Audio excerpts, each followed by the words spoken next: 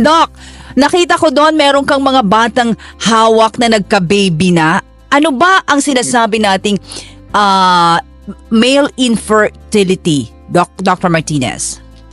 Siguro i-define po muna natin ano ba yung ibig sabihin ng infertility. Okay, no? Doc. So ang infertility po is defined as the failure of the couple to establish a clinical pregnancy after 1 year of regular unprotected sexual intercourse. So ito po yun yung nag-try sila, wala itong protection, hindi sila nag-withdrawal, walang any use of condom, walang pills o mga injections, na hindi sila magkaanak.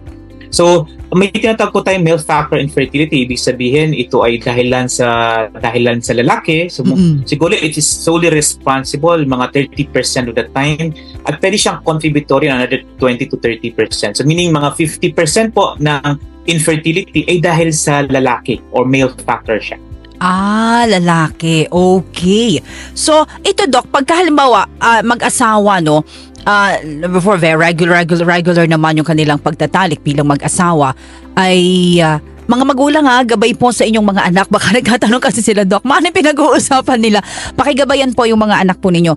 Kapag 1 taon na o 2 taon na hindi nagkaka-baby o 3 taon na, Doc, ito ba ay ilan sa mga senyales? Paano malalaman na meron pong male infertility? Mga signs. Ang magandang unang nilang gawin po ay mag-consulta sila sa doktor. Okay. Pero kalimitan po kasi sa sitwasyon natin dito sa Pilipinas, yung couple nakikita ng mga tinatawag nating OB-GYN. No? Okay. Pero kung makikita natin sila, usually po ang ginagawa natin ay kumukuha tayo ng reproductive history, physical examination, at saka examination ng similya.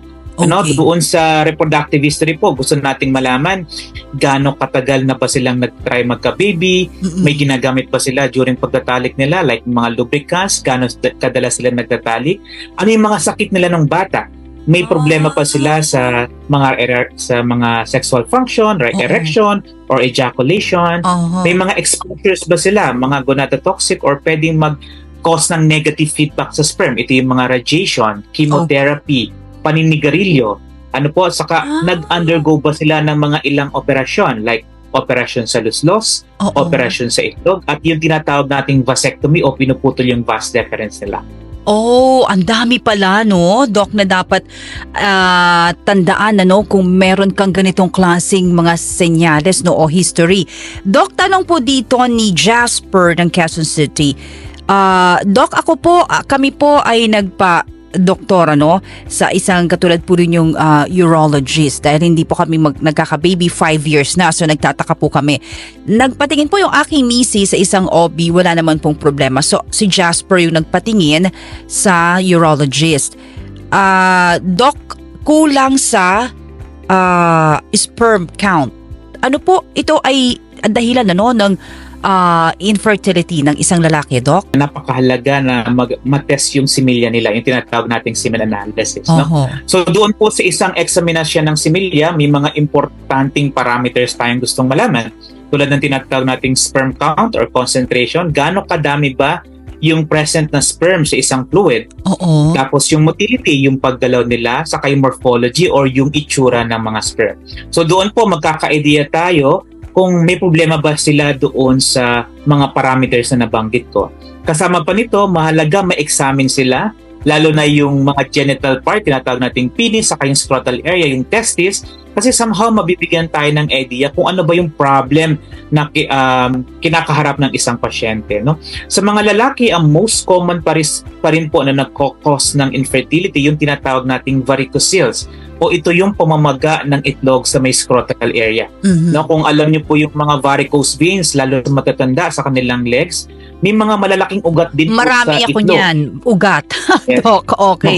Ang tawag po natin doon ay varicoceles. At siya pa rin po ang most common cause ng infertility sa lalaki. Sabihin natin, 30 to 45% pwede siya ang dahilan ng primary infertility. Ibig sabihin, ito yung mga pasyente na hindi pa nagkakaanak. At sa mga pasyenteng may secondary infertility, meaning hindi pa sila nagkaroon na sila ng anak before at ngayon nahihirapan magkaanak, siya pa rin ang pinakapangunahing dahilan.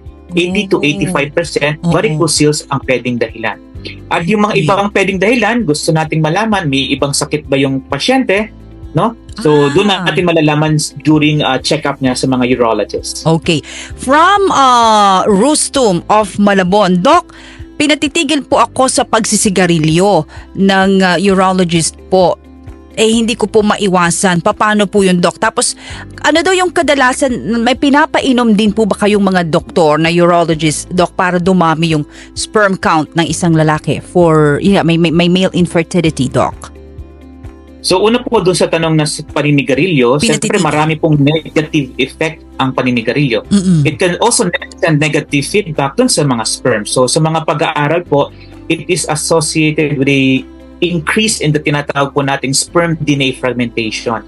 So yung sperm DNA fragmentation po is associated with poor reproductive outcome, meaning mababa yung implantation rate nila, fertilization rate, live birth rate, pregnancy rate, saka miscarriage rate. So napakahalaga po, lalo na sa mga couple, lalaki na gustong magkaroon ng anak, maganda maiwasan po ang paninigarilyo. Okay, tanong... Ang beke po or mumps, usually po is caused by virus. At kalimitan po ito ay may predilection sa testis. Ibig sabihin, pwede rin maapektuhan ang testis po o yung itlog ng lalaki. So tinatawag po natin doon, mumps or orchitis. So ang testis po is mainly composed of cells that produce the sperm. So ibig sabihin kapag naapektuhan ka nito, lalo na ng bata ka, kasi ang testis po, composed na yung tinatawag nating Sertoli cells, siya yung responsible for sperm production, at saka yung tinatawag nating Leydig cells, siya naman yung responsible for testosterone production na kaakibat din sa paggawa ng sperm. So kapag nagkaroon po ng mumps or orchitis, so pwede pong maapektuhan yung mga cell na nagproduce ng testosterone at ng sperm. So, pwede pong may connection po siya. Alright. Okay, Doc, eto po, tanong naman sa atin ni Luella ng Caloocan. Dr. Marlon, good morning po, and Rajuman Jenny. Tanong ko lang po, nakita ko sa Facebook mo daw, no, Dr. Marlon Martinez, yung nagka-baby. Ano pong pamamaraan ninyo bilang urologist po para magkaroon nga po ng baby o masolusyonan ang male infertility, Doc Martinez? Siguro po, ang mahalagang malaman natin, ano ba yung nagko-cause ng hindi nila pagkakaroon ng anak? No? So kasi there's a parang wide list of etiologies of male infertility po, ranging from congenital and to acquired causes. And sometimes, despite all our exhaustive effort to determine the cause, we cannot identify it. And we term it as idiopathic or unexplained. So meaning hindi po natin ang alam ang cause. So with regard to the treatment options, so marami po tayong treatment options. It can range from medical treatment, from surgical treatment, yung iba yung tinatawag nating assisted reproduction. So mahalaga po malaman natin kung ano ba yung cause para directed po yung treatment natin. Kunyari, ang problem po is varicocele, ang treatment options po natin, pwede natin silang operahan.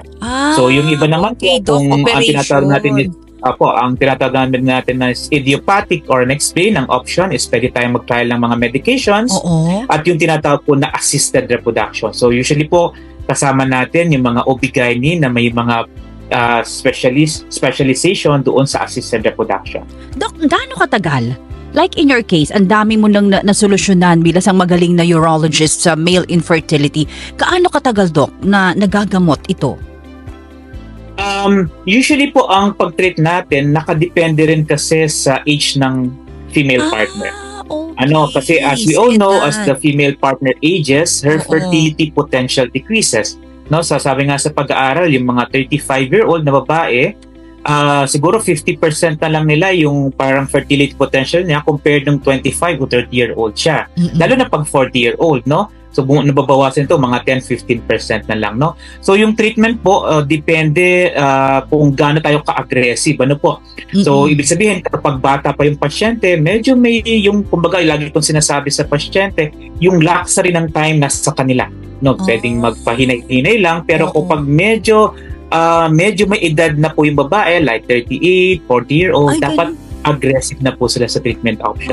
Because yung mga treatment options po, like surgery, hindi man sila magic na nakapag-operahan is magaling na agad or magiging mabuti na agad yung sperm nila.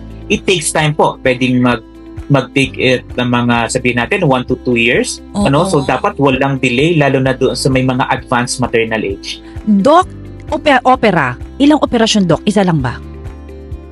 Marami pong klaseng operasyon, depende po kung anong cause ng male infertility. Kunyari, kung varicocele, di ba? Yun po yung tinatawag nating varicocelectomy. So yung varicocelectomy po, yung pagputol ng mga malalaking ugat, maraming ways na para i-address. May tinatawag tayong laparoscopy, may tinatawag tayong open technique, o yung iba, mga microsurgical technique. So, iba naman po yung kaso ng mga pasyenteng walang sperm, o yung tinatawag nating azoospermia. So, may mga pasyente po talaga na walang sperm. Ano po, ibig sabihin, pwedeng may similya sila, pero kapag in-examine yung seminal fluid, wala po silang sperm. So, iba naman po yung treatment options sa kanila, depende kung ano yung cause. Barado pa ito or hindi barado. Yon. Okay, last question from Ferdy. Ako po ay medyo maedad na, Dr. Martinez. Hindi pa rin po kami nagkakaanak ng aking asawa. Mai-advise niyo po ba na dapat na po akong magpatingin sa isang katulad yung urologist? Ang sagot po ay oo, no? Lalo kung ito po ay lalaki, so ang lalaki naman po, as long as may sperm siya, regardless ng age, andoon lagi yung probability magkaroon siya ng anak. Kaya lang, there's a caveat po doon, kapag advanced yung paternal age, minsan po pag nagkaanak sila, meron ng increased risk ng mga congenital problem or mga psychiatric problem. So minsan, mataas na yung incidence ng schizophrenia, mga bipolar, doon sa mga magiging anak nila. Pero sa babae kasi, sabi ko nga kanina, ang problem kasi sa babae po, nauubos yung egg cell nila. No? So, hindi natin pwedeng patagalin. Pero okay yon kapag okay yung female partner niya. Kapag bata at may advance yung paternal age. Pero kung kasi edad na rin. Dapat bata pa yung pasyente. Dapat hindi siya doon sa sinasabi ko kanina na medyo advanced yung maternal age. Nako. Doc, we will have part 2 of this next month by October. Ang dami kasing mga tanong for that. Kaya di ko na masyadong abalahin, Doc. I know you're so busy. Doc, saan po kayo matatagpuan?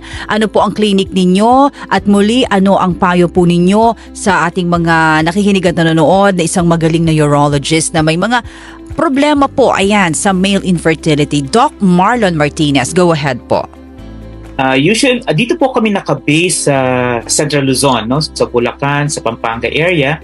Although, pwede nila akong i-reach po sa aking mga social media accounts. Usually, sumasagot naman po ako basta may time ako. At naging parang pledge ko sa mga patients, lalo na nag-start yung pandemic, na usually online, I do not charge naman po. Yun yung parang tulong ko sa kanila.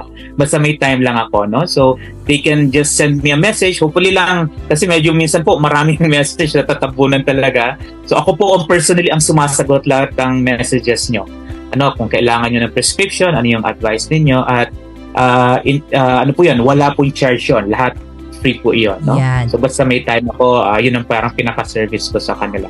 No, so sa mga pasyente hindi magkaanak, lalo na sa lalaki, napaka-importante na magpatingin sila, lalo na sa urologist, para ma-examine sila, malaman kung ano yung nagkukos para ma-treat sila directly. Kasi hindi naman ibig sabihin na may problema ka sa sperm is wala ng pag-asa. Well, So sometimes your fertility journey will take time, but it's never too late. So that's why you need to consult your urologist. And that is Dr. Marlon Martinez. Doc, pinagsabi na ba sa yung kakabig mo dito si Coco Martin? Yung dito. Marami po atang May napatawa ko lang si Doc. Doc, anong feeling pag may pasyente kang nagka-baby? Yun po yung sinatawag nating parang very fulfilled ka po. Wow. Yun siguro yung purpose mo. Kasi minsan yung ibang treatment options po is medyo costly siya. Ibig sabihin medyo expensive. At yung mga pasyenteng may financial concern, minsan matutulungan naman natin sila, hindi man doon sa assisted reproduction. Pero somehow, kumbaga, very rewarding yung makita lang yung journey nila na nagkaroon sila ng anak. Okay, recently nga, may patient kami na 14 years silang nagtatry magka-baby. And after he underwent surgery for a male factor infertility, and just about probably mga several days ago, his wife delivered to a healthy baby girl. Ano? Wow, So, yun po, at ang masaya po doon, nag-assist ako doon sa delivery niya. No, doon sa OB-GYN ng pasyente namin, at ang luckily yung OB-GYN na ay wife ko naman. So, wow, parang team kami na assist sa kanilang Galing po. OB So, ang mo. OB ang misis mo ha, tapos ikaw naman urologist. Wow, ang galing Doc ha. Doc, salamat sa oras mo, mabuhay ka, and hanggang sa susunod muli. Salamat sa oras mo Doc ha. More power Okay po. po, maraming salamat Thank po. you Doc. Doc on Air. See you next time, Spermanatics.